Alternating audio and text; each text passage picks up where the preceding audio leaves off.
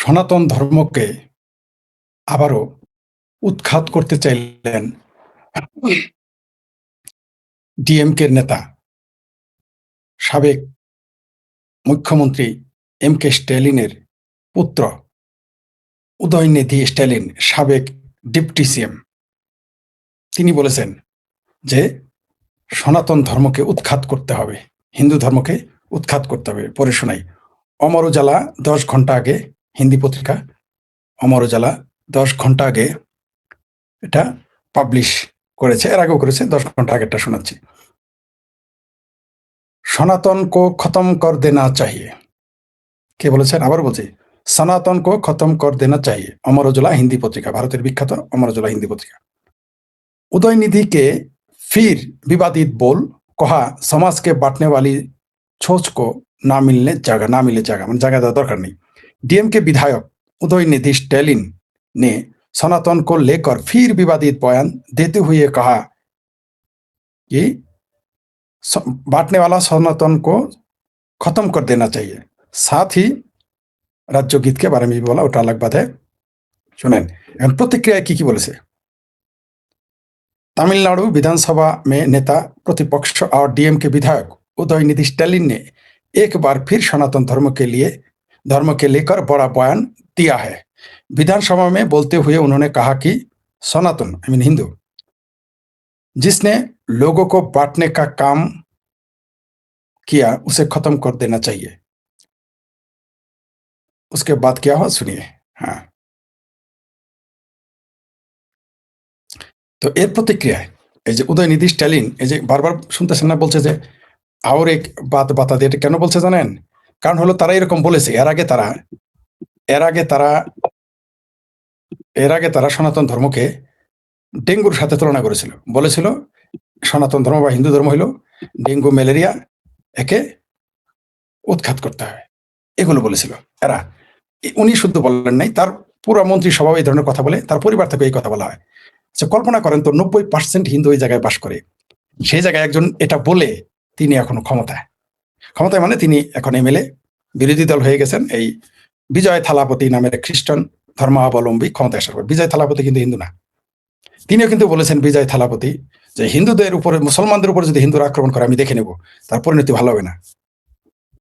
কিন্তু ভারতে যদি হিন্দুরাও এই কথা বলতো যে কোনো হিন্দুর উপর যদি মুসলমান আক্রমণ করে তাহলে দেখে নেব, ভালো হবে না, তার পরিণতি হবে ঐতিহাসিক পরিণতি হবে, এটা ভারতে হিন্দুরা বললে টিকে থাকতে পারবে না, কোনো নেতায়, তার মন্ত্রীতেই থাকবে না, এমপিতেই থাকবে না। কিন্তু খ্রিস্টান এবং দক্ষিণ ভারতে তিনি বলে টিকে আছেন এবং তিনি মুখ্যমন্ত্রী হয়ে গেছেন। এই হচ্ছে পার্থক্য ভারতের মতো দেশে। বাংলাদেশ, পাকিস্তান বা মিডিল ইস্টের কোনো মুসলিম দেশে কেউ যদি বলে যে ইসলাম হচ্ছে একটা নারী বিদ্বেষী ধর্ম, বা ইসলাম ম্যালেরিয়া, ডেঙ্গু, বা ইসলাম ভাগাবাটিতে বিশ্বাসী, এই ধরনের কথা বলে যে তা মিটিয়ে দিতে হবে, উৎখাত করতে হবে, এই কথা বললে নেতাগিরি তো দূরের কথা, তার জীবন 5 মিনিট বেঁচে থাকতে পারবে, সে 5 মিনিট সে বেঁচে থাকতে পারবে, তার দলের লোকেরা তারা মেরে ফেলবে। কিন্তু এটা ভারত বলেই সম্ভব, তার উপর আবার দক্ষিণ। আচ্ছা গেল।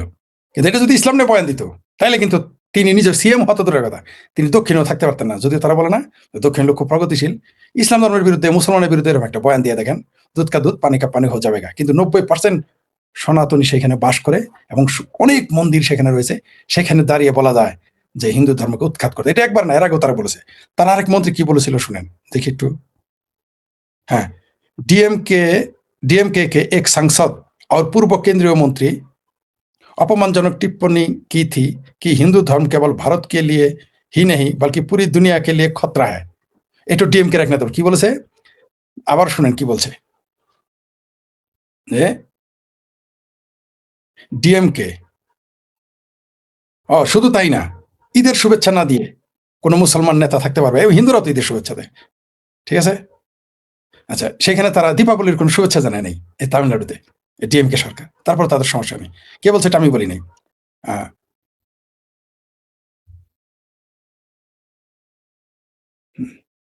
বিজেপির নেতা বলেছে যে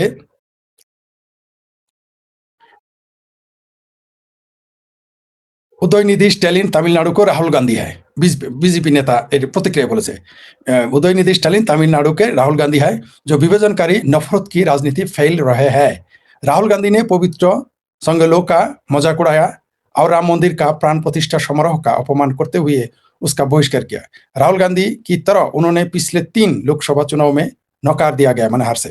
उदयनिधि स्टैलिन तमिलनाडु की जनता द्वारा दंडित और निष्कासित किए जाने के बाद माने बहिष्कार बावजूद अपनी जहरीली बयानबाजी जारी रखे हुए माने फेल करार पर এই ধরনের বিষাক্ত কথা বলে থাকে। विभाजनकारी डीएमके के और क्या उम्मीद की जा सकता है, जिसने कार्तिकेय दीपम जलाने का विरोध किया, एक मंदिर से दीप जलाते थे नहीं क्या, और जिसके मुख्यमंत्री ने तमिलनाडु के लोगों को दीपावली का शुभकामनाएं भी नहीं दी। डीएमके के एक सांसद और पूर्व केंद्रीय मंत्री ने अपमानजनक टिप्पणी की थी कि हिंदू धर्म केवल भारत के लिए नहीं बल्कि पूरी दुनिया के लिए खतरा है। কোনো মুসলমান কোনো ইসলামী দেশে বসে এই কথা বললে তার জিন্দগি থাকবে, তার জান থাকবে। কোন পৃথিবীর কোনো মুসলমান না, পৃথিবীর কোনো ব্যক্তি আমেরিকাতেও গিয়ে যদি এই কথা বলে, অস্ট্রেলিয়া, কানাডা, জার্মানি, ইউরোপে কথা বলে, সেখানে আগুন জ্বলে যাবে। যদি বলতো যে মুসলমান ইসলামে সারা পৃথিবীর জন্য ইসলাম ধর্ম বিপজ্জনক বা খতরা, যেটা অবশ্যই চায়না বলছে যে ইসলাম হচ্ছে একটা মেন্টাল ইলনেস, মানসিক রোগ করেছে। কিন্তু চায়নার এই যে এই কথাটা যে এই ডিএমকে নেতা দক্ষিণ ভারতে বসে থেকে বলেছে হিন্দু দেশে এবং হিন্দু 90% হিন্দু এখানে, তারপর তারা কেউ কিন্তু ফুলের টোকা দেয় না, তারা কেউ মামলাও করে নাই। কিন্তু আমাদের দেশে, আমাদের মুসলিম কান্ট্রি তো দূর, মুসলিম অধ্যুষিত দেশ তো দূরের কথা, সৌদি আরব তো দূরের কথা, আমেরিকা, ইউরোপ, কানাডা যদি কেউ বলে যে ইসলাম ধর্ম হলো পৃথিবীতে খতরনাক ধর্ম, টিকে থাকতে পারবে, জান নিয়ে পারবে না। যাই হোক, কিন্তু এটা ভারতেই সম্ভব। তারপরে কি বলছে আরেক দেখি।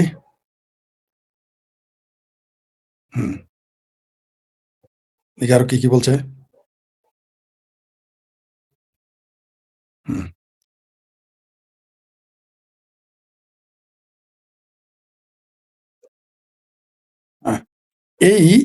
এই উদয়নিধি আরো কি বলছে শুনেন।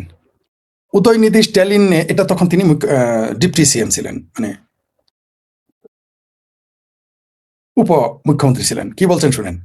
উদয়নিধি স্ট্যালিন, এটা হল, এই খবরটা হচ্ছে 21 नवंबर 2025 नवंबर मासे বলেছিলেন। उदयनिधि स्टैलिन ने संस्कृत को बताया मृत भाषा। तो बसपा नेता, बीजेपी नेता বা হিন্দুত্ববাদী নেতারা এটা বলেছে যে पलटकर कहा ये फैशन बन गया, माने हिंदू धर्म समालोचना फैशन हो गया। हाँ, तरुण चुग ने कहा कि इंडिया बाल्क के नेताओं के लिए हमेशा ही हमारा संस्कृति, संस्कृत भाषा, भारत की संस्थाओं और भारत की संपत्तियों के खिलाफ बोलना एक फैशन हो गया है। এটা বিজেপি নেতারা বলেছে। কি বলেছে মানে মূল ঘটনা বলি। সংস্কৃত ভাষার উন্নয়নে একটা ফান্ড দিয়েছিল তামিলনাড়ুতে, তার বদলে এই কথাটা বলেছিলেন ডিপটি সিএম তৎকালীন উদয়নিধি স্ট্যালিন।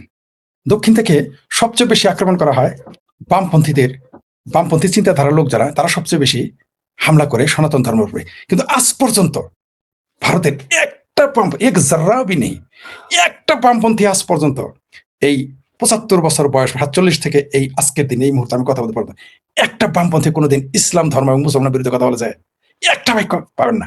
কিন্তু শত শত বাক্য আছে, সরাসরি বলেছে তারা সনাতন ধর্মকে ধ্বংস করে দেবে, হিন্দু ধর্মকে ধ্বংস করে দেবে। গরুর মাংস খেয়েছে, কিন্তু গিতরের গোস্ত কেউ খায় নাই।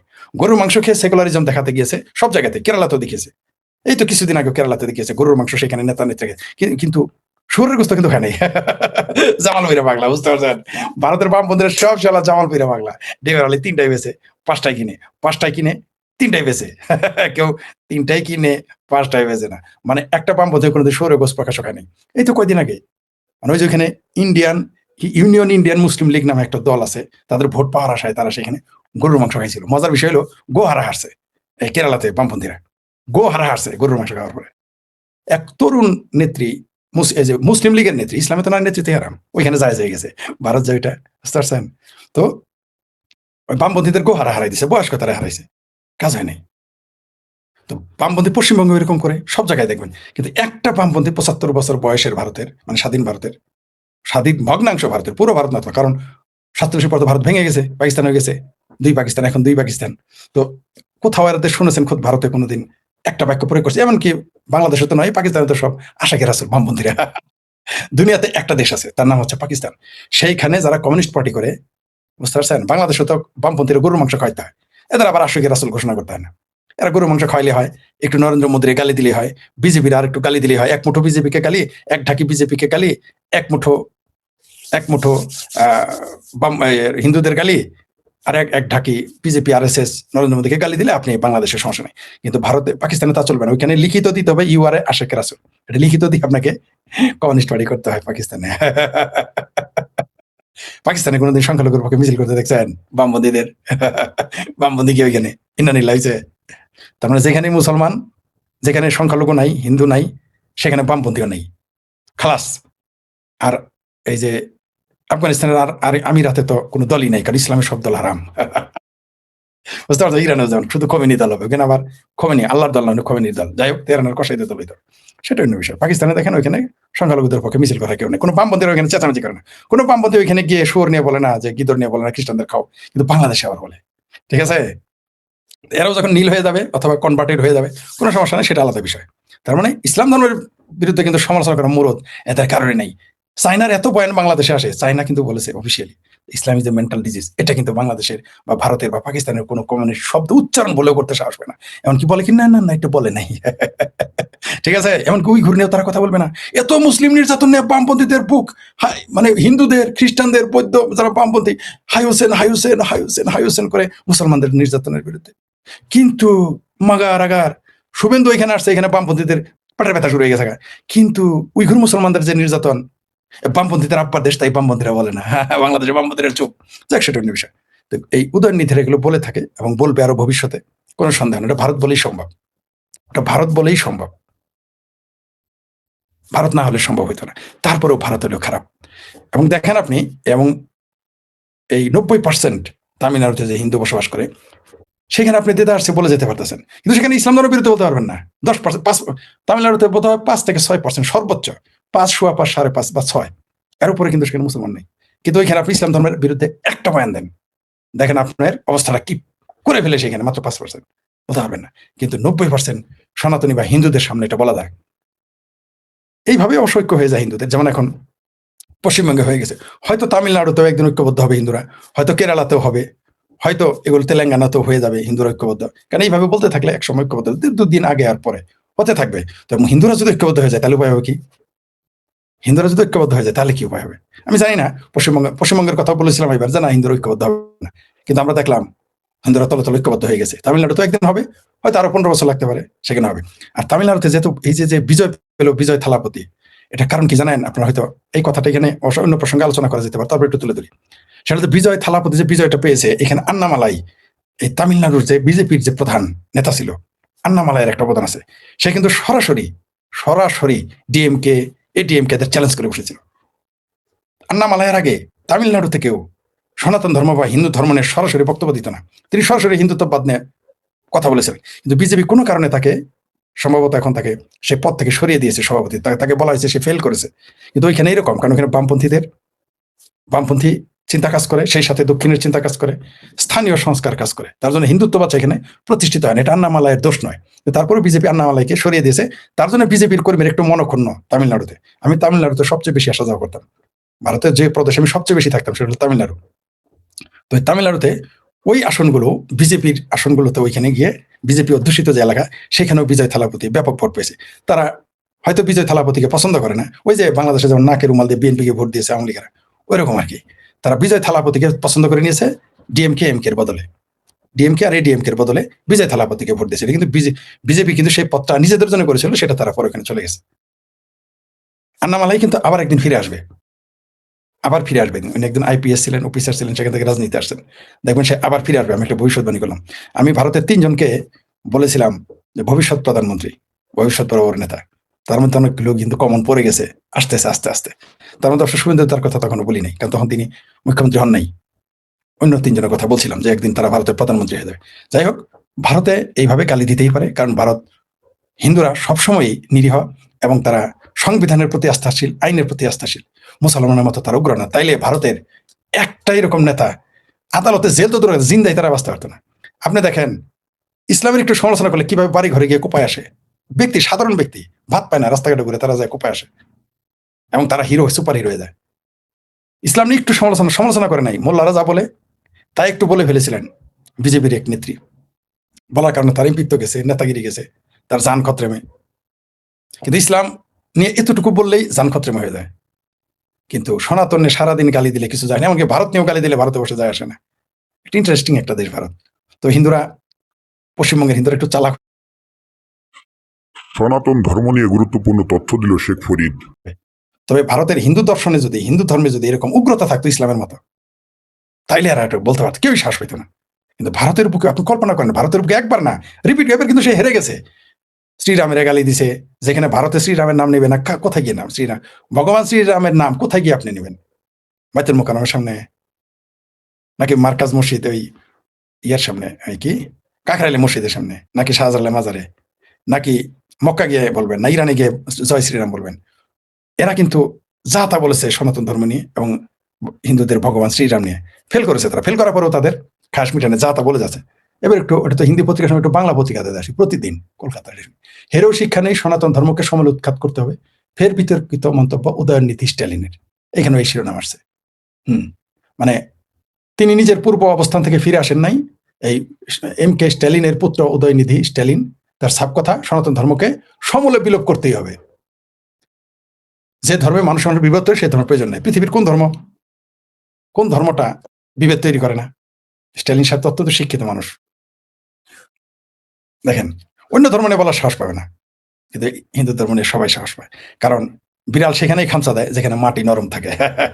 তো সনাতন ধর্মে যারা, তারা মাটি নরম, ভারতটা মাটি নরম, তাই যা ইচ্ছা তাই বলে ফেলতে। আপনি দেখেন না, পুরো ভারতই দখল করে ফেলে মানুষ। কই থেকে বাবর টাবর এরা ইসা দখল করে, আলাউদ্দিন খিলজি মিলজি, ইরানের তুরান খলিফা, ইরান তুরান, আরব আফগানের খলিফা, এমনকি তাদের গোলামরা পর্যন্ত এসে ভারত দখল করে ফেলছিল। এই কারণেই যুগে যুগে এরকম উদয়নীতি স্ট্যালিনরা ছিল, যুগে যুগে এরকম চিঙ্কু বামদের মতো ভারতের এই লোকেরা ছিল। তার জন্যই ভারতবর্ষ বারবার আক্রান্ত হয়েছে। একটা জিনিস মনে রাখবেন, আপনি হিন্দু হন, মুসলমান হন, এখন খ্রিস্টান হন, আর যাই হন, আপনি কিন্তু, আমরা কিন্তু ভারতীয় সভ্যতার অংশ, সংস্কৃতির অংশ। এটা ভুলে গেলে চলবে না। এই ভারতীয় সভ্যতার সংস্কৃতিকে ধ্বংস করে দিয়েছে এই আরব, তুরান, ইরান, আফগানিস্তান থেকে এসে। যেখানেই তারা গিয়েছে সারা পৃথিবীতেই, সেখানে সভ্যতা সংস্কৃতি ধ্বংস করে দিয়েছে। ভারতে যতক্ষণ সংখ্যালঘু নয়, সংখ্যাগুরু হিন্দুরা আছে, ততক্ষণই এই সভ্যতা, সংস্কৃতি, সঙ্গীত, সাহিত্য, শিল্পকলা নিরাপদ। এরা যেদিন না থাকবে, আপনি দেখেন পাকিস্তানে তাকান, নাই সংস্কৃতি শেষ। সিন্ধু সভ্যতা আছে, সে প্রাচীন সভ্যতাগুলো আছে, নাই। মহেঞ্জোদারো আছে, নাই। মহেঞ্জোদারো নামই বলে না, ভুলে গেছে মানুষ। বাংলাদেশে দেখেন, ঢাকাতে আপনি গান গাইতে পারবেন না, আপনার আক্রমণ করবে। 100 বছর যাবৎ লালন সঙ্গীত আসছে, সেখানে চলবেন, আপনাকে করতে দিবে না। স্কুলে শিক্ষক নিয়ে দিতে দিবে না, বা নিয়োগ দিতে দেয় না বাংলাদেশে সঙ্গীতের শিক্ষক, কি বুঝলেন? এই জন্যই বলছে, আরবের সংস্কৃতি, আফগানিস্তানের সংস্কৃতি, ইরান তুরানের সংস্কৃতি যখন আসে, তখন সভ্যতার, সংস্কৃতি, শিক্ষা, বিজ্ঞান সব ধ্বংসের মুখোমুখি হয়, এবং হচ্ছে এবং হবে। তারা স্থানীয় সংস্কৃতিকে ধ্বংস করে দেয়। ভারতে যতদিন হিন্দুরা আছে, যেমন বাংলাদেশ পাকিস্তানে নাই হাওয়া সংস্কৃতি, তেমনি ভারতেও যেদিন থাকবে না, সেদিন এই দেশের সংস্কৃতির জন্য হাওয়া। সারা পৃথিবীর জন্য খতরা এই আরবের এই দর্শনটা খুবই বিপজ্জনক। আমি জানি আমার এই কথাটা আপনাদের আহত করবে, কিন্তু ঠান্ডা মাথায় চিন্তা করে দেখেন কি বল। যাই হোক, অনেক লম্বা হয়ে গেল, একটু কমেন্টস গুলো পড়ে নিয়ে দেখি। আমি কলকাতায় দেখছি আলোচনা খুব ভালো, থ্যাংক ইউ। আমি নামগুলো পড়তেছি না, সুরজিৎ দাস, আচ্ছা এটা পড়তে পারি না তো কেন, ইংরেজিতে লেখা তো, নাম পড়তে পারি। হজরত আলী হাওয়ারি, কেমন আছেন? হ্যাঁ, কি থালাপতি উইথ মুসলিমদের, হ্যাঁ মুসলিমদের, হ্যাঁ রোজাকার রাখে, নামাজ পড়ে। আচ্ছা, আরেকটা জিনিস ভুলে গেছি, আপনি দেখবেন ভারতের হিন্দু নেতারা মসজিদে যায়, মাজারে যায়, টুপি পরে, নামাজ পড়ে, রোজা করে, ইফতারি খায়, কালেমা লা ইলাহা ইল্লাল্লাহ পড়ে, অথচ মুসলমানেরা ভারত জয়, ভারত তারা বলবে না, বন্দে মাতরম বলবে না, ভারত মাতা কি জয় বলে না। এরা কিন্তু গিয়ে নামাজ পড়ে। স্ট্যালিন খ্রিস্টান গিয়ে নামাজ পড়ছে, ঠিক আছে? কোনো মুসলমানরা দেখছেন মন্দিরে গিয়ে এরকম করতে? কোন মুসলমানকে দেখবেন গির্জাতে গিয়ে এরকম করতে? গির্জাতে গিয়ে যিশুর কাছে প্রার্থনা করতে দেখবেন কোন গির্জাতে গিয়ে, জেসাস ক্রাইস্টের, অথবা কোন মন্দিরে গিয়ে পূজা করতে দেখবেন মুসলমানকে? দেখবেন না। কিন্তু হিন্দু খ্রিস্টানরা এটা করে। হিন্দুরা তো আরো 2 কদম আগে নিকেল গা, ওই বিজয় থালাবাই তো খ্রিস্টান, হিন্দুরা আরো 2 কদম, এরা পারলে কি বলবো আর। যাই হোক, তারপর দেখি আর কি আছে। চীন বনাম আরেকটা আঞ্চলিক দেশদ্রোহী দলের কয়েকজন ছাড়া বাকি ভারতীয়, পূর্বে ভারতীয় নয়। যাই হোক, বুঝিনি কি বলছেন। ফরিদ ভাই লালু উস্তাদের সাথে লাইভ করেন, উনি তো চেহারা দেখেন না, চেহারা না দেখলে লাইভ জমে না। উনি খুব ভালো বলেন, ভালো লেখেন লালু উস্তাদ। হ্যাঁ, ফরিদ ভাই, যদি ভারত অপারেশন সিন্ধু 2 এটা চলছে, চলমান, হ্যাঁ, কি ইসলাম নিয়ে শুধু চীন, জাপান বাদে আর কেউ সতর্ক হচ্ছে না কেন? হ্যাঁ, ওটা কেমনে বলবো ভাই, হচ্ছে না, হবে ঠেলা খাওয়ার পরে হবে। ঠেলা খাওয়ার অনেক দেশ হচ্ছে, ইতালিও হচ্ছে, বের করে দিচ্ছে না। ভারতের আগের ভারত নেই ভাই, এখন আছে। যে বলছে না হিন্দু হইলো ডেঙ্গু উৎখাত করবে, বলতেছে না, কালকেও বলছে তো। আগের ভারত কেমন থাকলো না, কিছুটা পরিবর্তন হয়েছে, কোনো সন্দেহ নেই। হ্যাঁ, ইন্ডিয়া থেকে বলছি ফরিদ ভাই কেমন আছেন? জি ভালো আছি। আমেরিকাতে লেফট আছে কি? হুম, ধন্যবাদ ফরিদ ভাই, সুনামগঞ্জ মধ্যনগর থেকে দেখছি, ধন্যবাদ। কি রফিক ভাই? রফিক ভাই না, আমি ফরিদ ভাই। পশ্চিমবঙ্গে হিন্দু আছে, চীনা বাম আছে, এরা দুই একটা জিনিস দিতেছে, সিপিআইএম একটা জি, দুইটা জি, এরা এরকমই নীল। আজকে কোনো রকম খাতা খুলছে এবার আর কি। আন্নামালাই রেসের ঘোড়া, হ্যাঁ ঠিকই বলছেন। কিছুটা বিজেপি কিছুটা তার প্রতি অবিচার করছে মনে হয়। ফলে আপনি ঠিকই ধরেছেন, হিন্দুরা পশ্চিমবঙ্গে রাজনৈতিকভাবে তামিলনাড়ুকে করে এরকম ভাবে আসবে। হ্যাঁ, এক যে আসবে ওইখানে চলে আসবে। হুম, ফলে আপনি ঠিক ধরেছেন, হিন্দুরা পশ্চিমবঙ্গে হিন্দু রাজনীতি যেভাবে করা হয়েছে তামিলনাড়ুতে একসময় আসবে। জি, আমারও তাই মনে হয়।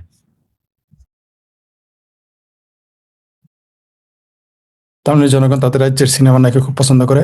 আসলে তা না, সনাতনীদের ঐক্যবদ্ধ কম, মানে একতা কম, ঐক্যবদ্ধতা বা একতা কম। ওইগুলো সিনেমা টিনেমা কিছুই না, একতা কম।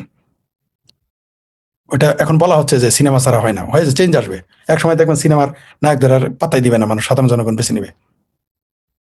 ওইখানে অনেক কাজ আছে। ওই হুট করে একটা দল তৈরি হলো আর ক্ষমতা চলে আসলো, ডাল মে কুস্তা কালা হয়।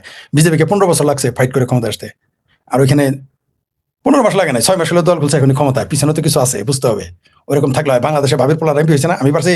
আমি তো এলাকার চেয়ারম্যান হইতে পারিনি, মেয়র হইতে পারিনি, এমপি তো বহুত দূরের কথা, উপজেলা চেয়ারম্যান তো বহুত দূরের কথা, কিন্তু আমার ভাবির পোলার এখন এমপি মন্ত্রী হয়ে গেছে না। পিছনে এরকম থাকে, কোনো না কোনো থাকলে এরকম হয়ে যায়। ওইখানেও তাই ঘটছে। আপনার টক সাথে নিয়মিত দেখার চেষ্টা। জি ধন্যবাদ, ভালো থাকবেন, আবার আসবো অন্য কোনো বিষয়ে।